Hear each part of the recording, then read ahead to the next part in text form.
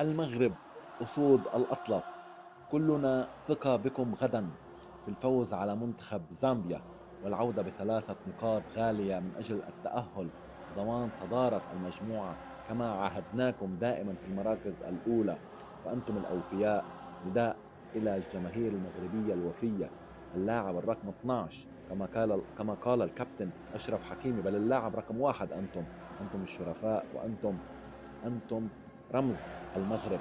أتمنى منكم التواجد بأعداد كبيرة غدا من أجل مؤازرة الأسود المغربية، أسود الأطلس التي عودتنا دائما على تحقيق الإنجازات والأمجاد. كلنا ثقة بكم، وغدا بانتظاركم وبانتظار انتصار جديد يضاف إلى إنجازاتكم. لقاء مالي كان سحابة صيف، على الرغم من أنكم لم تسقطون ولم تخسرون، إلا أننا كلنا ثقة بكم بالعودة بالفوز غدا أمام زامبيا.